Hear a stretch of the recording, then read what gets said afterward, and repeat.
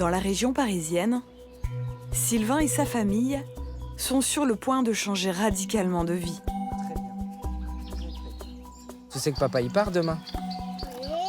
T'es contente que papa il devienne agriculteur, qu'il élève des salaires? Oui. D'avoir les petits veaux, les plus belles vaches du monde.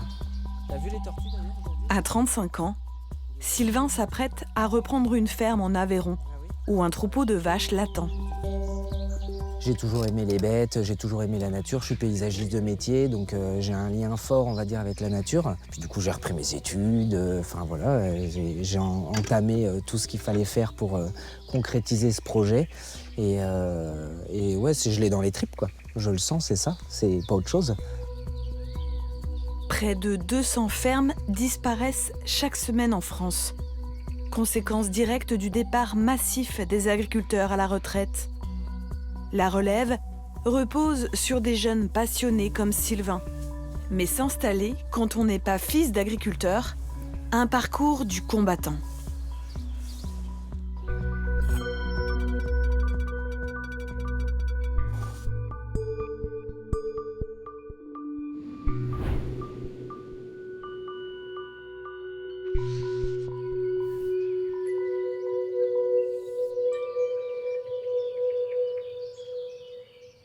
T'as l'ail, t'as tout. Ouais. Tu veux quoi, du d'olive? Moi, je mets du coco Colombo. Tu veux de l'huile d'olive?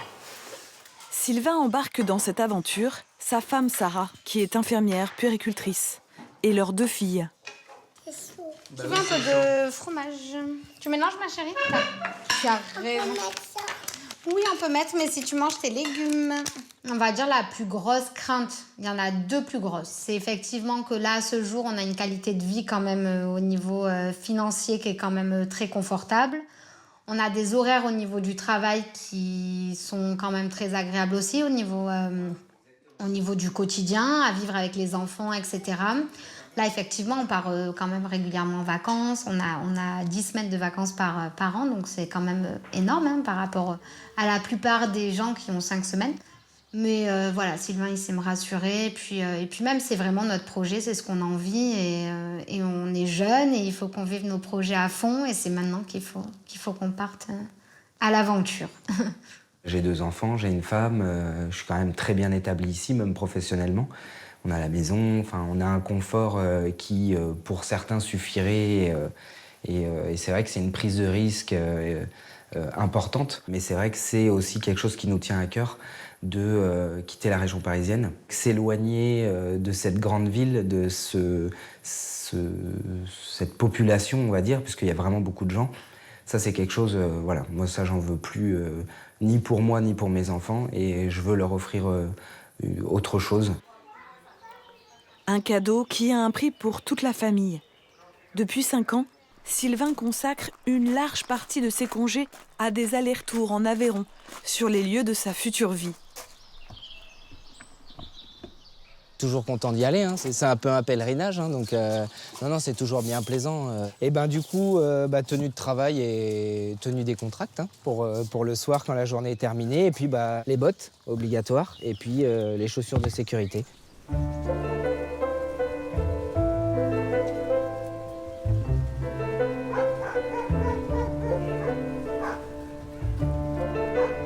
En Aveyron, Bonjour madame. pendant 40 ans, Jérôme s'est toujours levé aux aurores. Il n'a jamais manqué une seule traite. Hier, elles sont pas allées dehors. Si. Si, tu les as sorties un peu? Ouais. Mais aujourd'hui, ce n'est plus lui aux commandes. Moi, je viens faire un petit tour, quoi, voilà, comme ça. C'est leur boulot, hein, maintenant, hein, donc voilà. Hein. Il vient de transmettre sa ferme à Loïc et à sa compagne, Jessica. Des jeunes qu'il ne connaissait pas il y a encore 5 ans.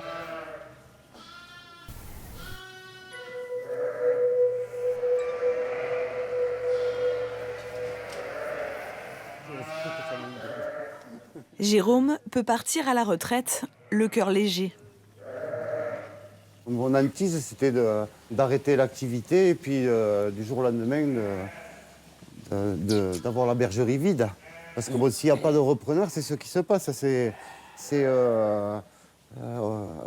Un jour, des camions arrivent, on charge les brebis et puis ça part. C'est traumatisant, quoi. Comme beaucoup d'enfants d'agriculteurs, échaudés par ce travail difficile, ceux de Jérôme n'ont pas souhaité reprendre l'exploitation. Alors, la motivation de Jessica et Loïc est essentielle. Près d'une ferme sur 2 est aujourd'hui reprise par ces jeunes venus de l'extérieur. C'est son cheptel qu'on a repris. C'est ses filles en premier. Bon, maintenant, c'est nos filles. On se lève le matin pour venir les voir, donc si, c'est nos filles.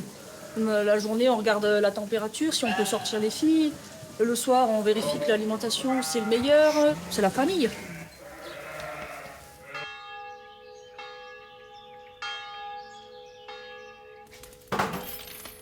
Jessica et Loïc se sont installés juste à côté de leur ferme. Tous les deux ont grandi dans des milieux modestes et sont passionnés par les animaux. Avant de se rencontrer pendant leurs études, ils ont passé leur enfance dans des fermes appartenant à leur famille. Ça, c'est ma gamelle. Moi, il n'y a que du lait.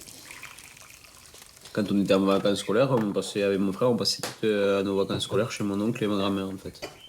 Je faisais du tracteur avec mon oncle, après quand il y avait les agneaux, j'étais dans les agneaux. C'est de là où vient ma passion, quoi.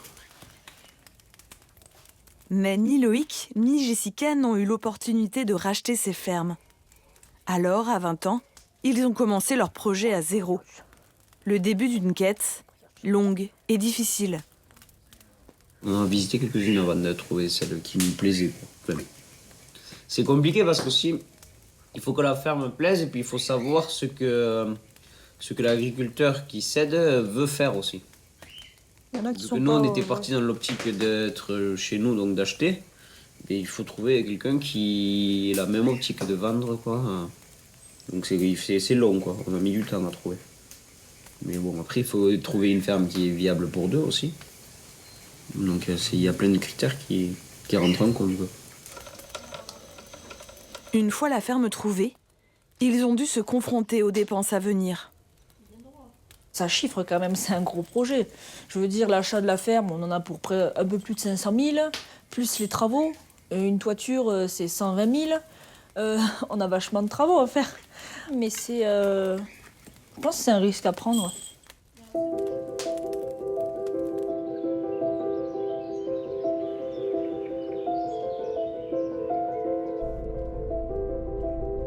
Sylvain est en route avec son ami Clément, lui aussi paysan. Il est enthousiaste à l'idée de lui montrer sa future ferme et les terres qu'il s'apprête à racheter. Ça va secouer un peu. Pas de 4x4. Regarde comme elles sont belles.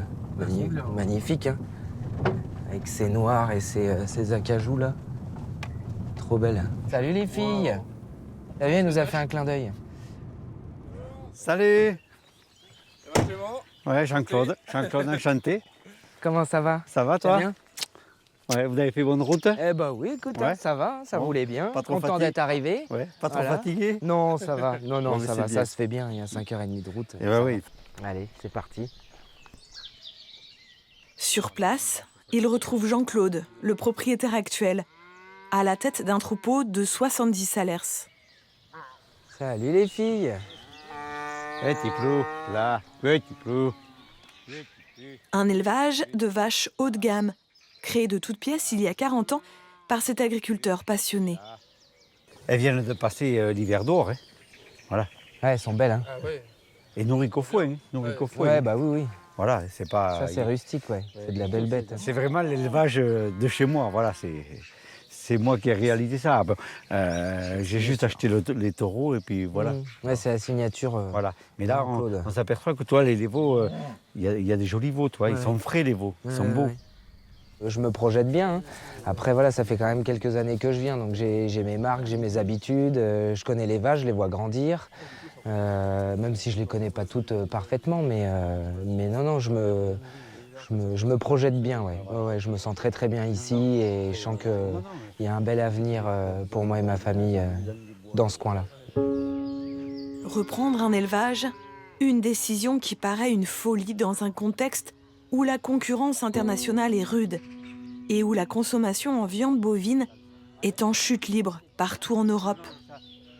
Mais Sylvain a les pieds sur terre. Pour lui, la qualité fera la différence. Maintenant, il y a de plus en plus de gens qui mangent de la viande de bonne qualité. C'est ce que propose ce type d'élevage.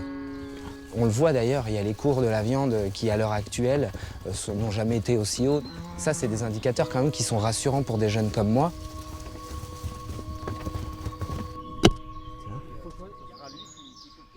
Jean-Claude a 2 enfants qui, là encore, n'ont pas souhaité reprendre l'exploitation. À l'approche de la retraite, il aurait pu céder ses terres à prix d'or à des voisins. Une solution de facilité et un choix que fait encore une majorité d'agriculteurs aujourd'hui. Choisir de transmettre à un jeune a pourtant été une évidence.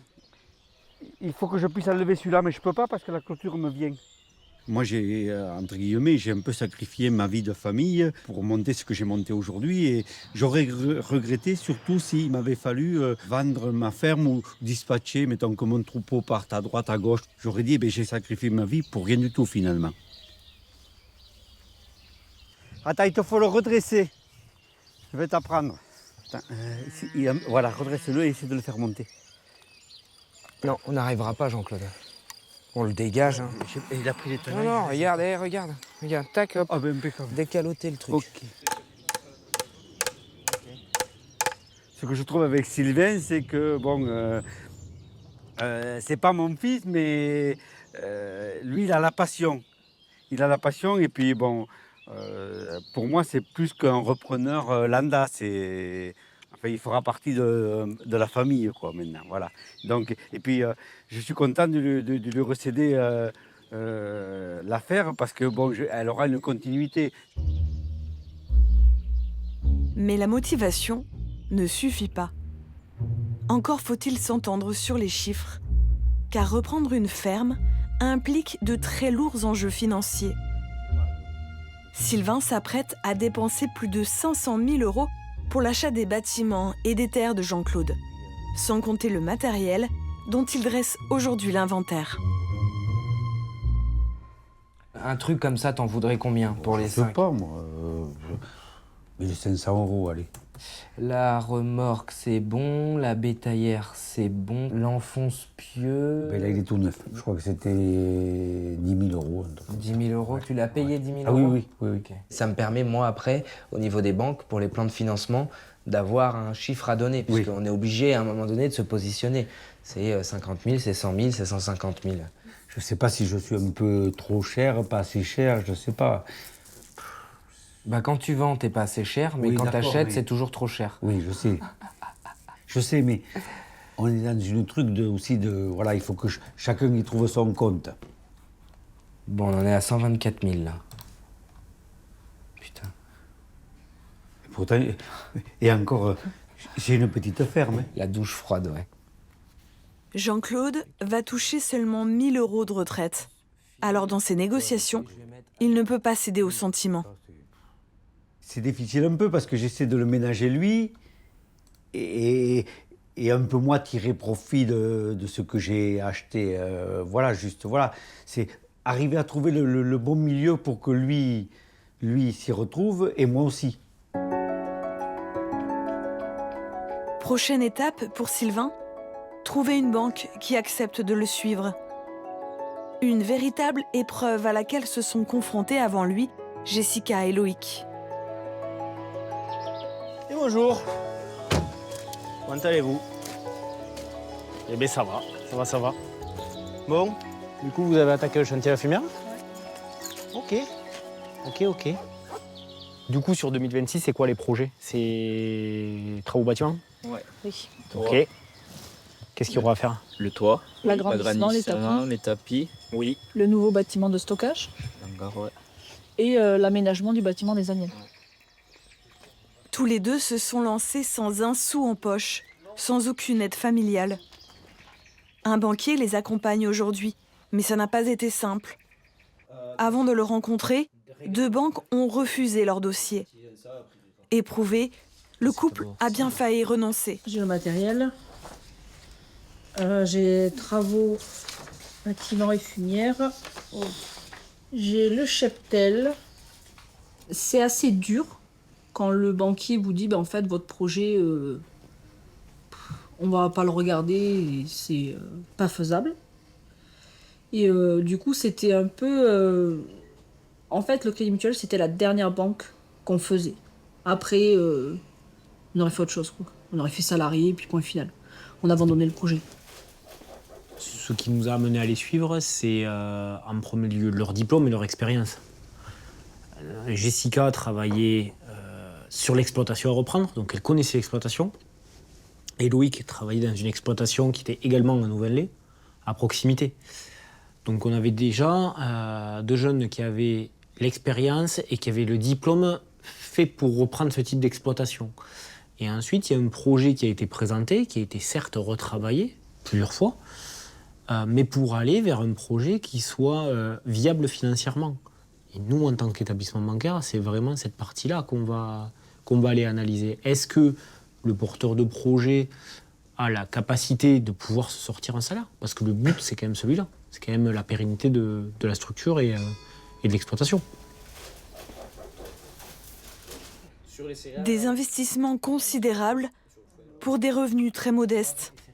Depuis leur installation il y a 1 an, ils peinent à se verser chacun 700 € par mois. La pauvreté, c'est le lot de la grande majorité des jeunes qui s'installent aujourd'hui. Pour nous, c'est une passion. Donc, en fait, on n'a pas ce souci de se dire, en fait, merde, je pourrais pas acheter la nouvelle Audi qui vient de sortir, donc je suis pauvre. Pour nous, en fait, on est riche parce qu'on a des animaux, on a du matériel, on a des terres. Pour nous, on est immensément riche, quoi. Mais c'est vrai que si on regarde que la partie économique, oui, on est très très pauvre. Mais bon, ça va s'améliorer.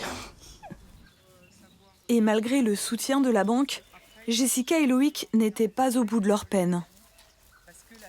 Au dernier moment, on s'est retrouvés avec l'incapacité d'être financés au niveau des terres et avec l'obligation d'acheter les terres pour pouvoir s'installer. Puisque, comme disait Loïc, sans terre, on ne peut pas nourrir les animaux. Parce que tout ce qui est enrubanné qui nous reste de l'année dernière, on le donnera aux vaches. Au dernier moment, il leur a manqué 180 000 €. Face au gouffre financier que représente une installation, un fonds régional a vu le jour en Occitanie. Il regroupe des partenaires publics et privés. Emmanuelle Lagagné en est la coordinatrice.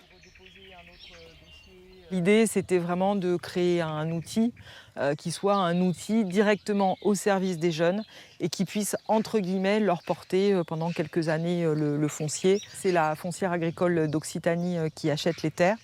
On les achète sur une durée de 4 à 9 ans, le temps qu'ils soient en capacité eux-mêmes de le racheter. On a de quoi investir par an de l'ordre de 3 millions d'euros dans des exploitations pour soutenir de l'installation ou de la confortation d'installation.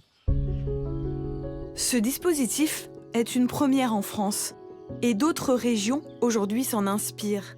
À la clé pour les territoires, assurer la sécurité alimentaire de demain. Aujourd'hui, on a vraiment besoin d'installer de plus en plus de jeunes. L'enjeu, il est vraiment fort parce que si nos fermes disparaissent et qu'on a moins en moins d'exploitations agricoles, on aura vraiment du mal à se nourrir, on aura du mal à trouver une alimentation de qualité.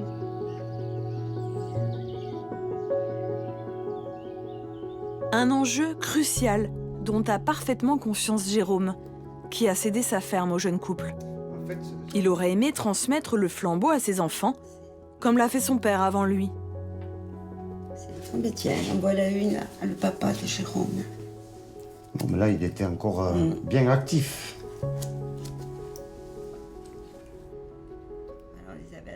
Mais ses filles ont fait d'autres choix. Victoria et Maria. Et Jérôme a fini par s'y résoudre, se séparer de cet héritage présent dans sa famille depuis au moins 6 générations. Je sais que quand je suis revenu de chez le notaire, quand on a... dans le trajet de retour dans la voiture, je pensais qu'à ça. Je pensais à mes ancêtres. Et dire... comment expliquer? J'avais beaucoup d'émotions parce que je me disais... finalement, la ferme continue, la ferme à la Pagésier continue. Et en même temps, ce pourquoi ils se sont battus, moi je m'en sépare, quoi. C'est un mélange de... presque de... Comment exprimer ça? Un mélange de satisfaction, parce que bon, les buts que je m'étais fixés, j'y arrivais. Et en même temps, j'avais l'impression que j'avais ce regard-là de mes ancêtres, et qui en même temps était comme si j'étais redevable de quelque chose par rapport à eux. Et en même temps, je suis sûr qu'ils étaient, s'ils pouvaient s'exprimer, ils seraient contents de la solution trouvée, quoi. Quelques mois plus tard, Sylvain est de retour en Aveyron avec Sarah. L'occasion d'aborder un point central de leur installation, leur lieu de vie. C'est dans cette ancienne ferme qu'ils voudraient poser leurs bagages, à proximité de leurs animaux. Une situation géographique idéale. Si, il faut privatiser ça en jardin, il ne faut plus mettre les vaches, parce que Jean-Claude... Ouais, que ça passe là, derrière, et Ouais. après derrière la maison. Oui, c'est ça. On préfère des plantations, petits vergers, Ouais. ou des arbres d'ornement. Ouais. Et puis le pour potager, avoir de un toute peu façon, d'ombre quand même. il Le est déjà potager, il est derrière. derrière, ouais. Donc, Ouais. Non, mais voilà. carrément. Non, c'est on bien. est assez d'accord. ouais. Jean-Claude en est encore le propriétaire. Il est prêt à leur vendre. Mais les incertitudes sont encore nombreuses. Là, elle est louée, donc déjà, voilà, tant qu'il y a des locataires dedans, forcément, voilà, ils sont chez eux, ce qui est normal. Donc déjà, ça reste quelque chose à voir comment ça se goupille dans le temps. Et après, voilà, les travaux, voir le prix d'achat, estimer les travaux. Et puis après, voilà, ça s'étudie, quoi. On fera tout de toute façon, j'espère, pour l'avoir, et on verra comment ça se passe au fur et à mesure du projet et de la date du déménagement. Mais c'est vrai que... Non, mais toi, c'est un élément important, et ce qui s'entend. Maintenant, après, voilà, Rome, c'est pas construite en un jour, il y a beaucoup d'étapes à passer. Voilà, on se débrouillera dans tous les cas. L'habitat est un point crucial pour les nouveaux paysans. Sans logement à proximité de leur ferme, beaucoup abandonnent. L'heure est grave, donc j'ai sorti les grands papiers. Négocier le prix du foncier, du matériel, autant de sujets épineux pour lesquels Jean-Claude et Sylvain ont besoin d'aide. Depuis 2 ans, ils sont suivis par Carole, une employée de l'ADEAR, une association qui accompagne les nouveaux paysans dans toutes leurs démarches. Qu'est-ce qui a été acté au niveau de la transmission, sur ce qui va être transmis, comment, à quel prix, si on part cheptel? On commence à avoir des taureaux qui commencent à faire un peu d'argent, quoi. Ouais. Parce que moi, j'ai investi quand même de l'argent. Dans la maintenant. génétique. Oui. Donc, il y a des taureaux qui peuvent aller jusqu'à 4000. Ah oui. Ah oui, non, ça va vite. Ouais. Il y a 2 choses en termes de valeur où on est encore dans le flou. C'est le troupeau et c'est le matériel. On en a discuté un peu, mais on ne s'est pas arrêté sur un prix définitif. Oui, bien sûr. Voilà. Dans l'idée, moi, j'achète tout. Maintenant, est-ce que je vais pouvoir? Une vache qui valait 2000 € il y a 1 an et demi, elle en vaut 3000 là, maintenant, quoi. Donc, c'est vrai que quand tu es un jeune installé, si tu dois la payer plein pot, voilà, c'est compliqué, quoi. Le problème de l'agriculture, c'est que c'est un métier à forts capitaux. Il y a du foncier, du matériel, des bâtiments. Et quand on reprend une ferme en élevage, il faut ajouter à ça le cheptel. Et quand c'est du cheptel bovin, une vache, ça coûte cher quand même. Ça coûte beaucoup plus cher qu'une chèvre ou qu'une poule. Donc reprendre une ferme d'élevage, c'est économiquement plus compliqué.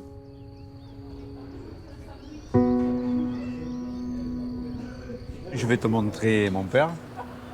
Voilà. Bon, il m'a cédé la ferme, il m'a aidé et puis il m'a laissé. Il m'a pas mis de frein, si tu veux. Il t'a laissé piloter voilà. la ferme Parce que, comme tu le souhaitais, quoi. Jean-Claude le sait. Il n'arrivera pas à quitter son troupeau du jour au lendemain. Alors, tous les deux ont décidé de prendre leur temps. Une fois installé avec sa famille, Sylvain passera 1 an à ses côtés dans le cadre d'un apprentissage. Et puis je t'ai dit, hein, moi, il faut m'aider. Hein. J'ai besoin d'aide. Ce que j'ai besoin, c'est d'un mentor, d'un parrain et de quelqu'un qui vient me conseiller, me rassurer ou me dire là, attention, il y a une transmission douce, il y a un tuilage doux. C'est pas comme si on me disait, bon, moi là, tu m'as vendu des vaches, maintenant, tu fais ce que tu veux, j'en ai rien à foutre, moi je vais mettre le taureau charolais, le travail que tu as fait. Non, enfin... Je pense qu'on va continuer. Et moi, je veux l'aider. Je veux qu'on avance. J'ai besoin d'aide. Là, je sens qu'on est juste... on est prêt, là. À vos vaches. Et à ceux qui les montent. Voilà. Si leurs négociations aboutissent, Sylvain fera ses premiers pas de paysan à l'été prochain.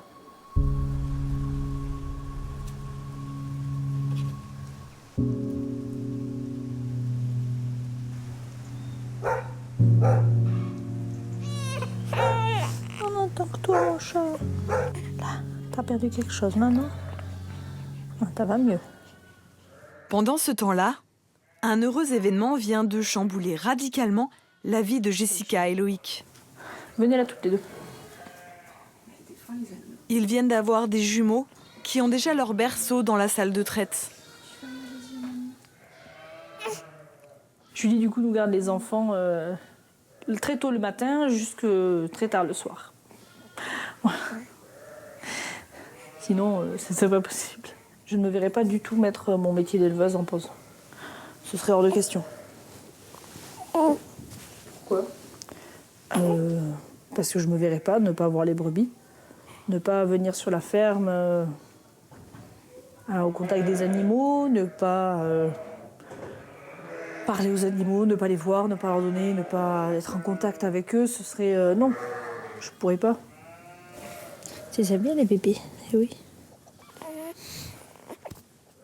Jessica tient d'autant plus à être là que débute la semaine la plus cruciale pour la suite de son élevage, celle des naissances des agneaux, l'agnelage. Loïc est occupé à semer les céréales pour le troupeau, alors elle va devoir gérer seule cette étape. Alix, là, assis. Si l'agnelage est loupé, on n'a pas d'agneau. S'il n'y a pas d'agneau, les brebis ne mettent pas de lait. Si elles ne mettent pas de lait, on ne vend pas de lait. Si on ne vend pas de lait, on loupe l'année complète. Donc si on loupe l'agnelage, c'est foutu quoi, pour l'année à suivre. Plus de 150 agneaux vont naître en l'espace de 5 jours. C'est stressant. Tu peux perdre un agneau, tu peux avoir une brebis qui crève, hein. Ça arrive. Hein. Le stress d'avoir tous ces agneaux dans la bergerie, c'est-à-dire que c'est une période où on paille 2 fois par jour. C'est une période où on donne vachement plus aux brebis, on fait super gaffe. Pas de courant d'air, on ferme toutes les portes après être rentré, on est tout le temps sur le qui-vive et on fait matin, jour, nuit, week-end, on fait pas de pause. C'est une période qui est stressante. Cette brebis vient de mettre bas, mais Jessica a repéré que quelque chose n'allait pas. Il en reste un dedans. On va la fouiller. C'est la première fois qu'elle le fait seule, sans l'appui de Jérôme. Te deviens pas bien.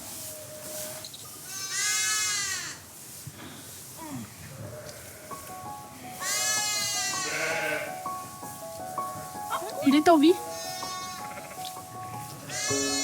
Il est en vie. On a enfin la ferme de nos rêves. Je sais pas, parce qu'en vrai, quand tu veux t'installer, tu t'imagines que la ferme de tes rêves, elle va être nickel, que tu vas arriver, ça va tout rouler. Mais je me dis, en fait, c'est super parce que ça ne nous offre que des possibilités d'évolution et d'amélioration. Là, je veux dire, on n'est pas mauvais. Le troupeau était déjà très bon. On ne peut que être excellent maintenant. Hein, Après 4 ans d'épreuve, Jessica et Loïc ont enfin réalisé leurs rêves. Mais autour de chez eux, près de 1500 fermes sont encore sans repreneur.